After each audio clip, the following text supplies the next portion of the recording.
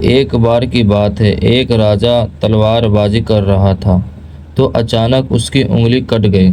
तो पास खड़ा मंत्री अचानक बोल उठा, राजा साहब चिंता न करें, जो होता है अच्छे के लिए होता है।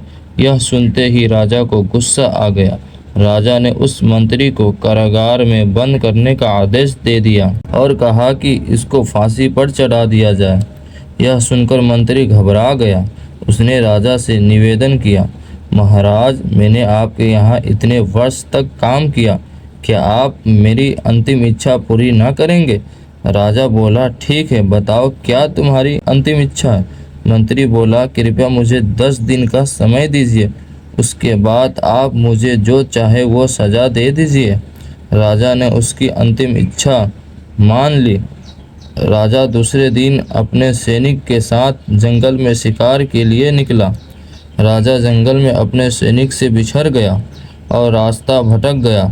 रास्ता ढूंढते हुए राजा वनवासियों के बीच पहुंच गया, जो बलि देने के लिए किसी को ढूंढ रहे थे।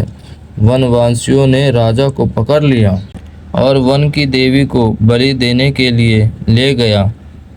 बलि देने की सारी तैयारी पूरी हो गई।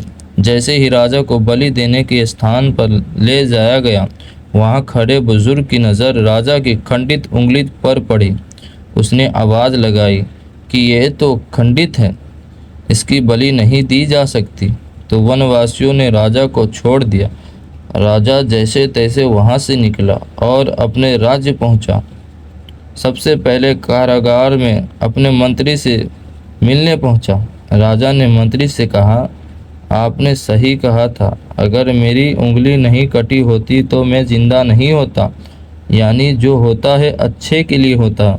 राजा ने फिर पूछा, मेरा तो फ़ायदा हुआ, लेकिन आपका कैसा फ़ायदा?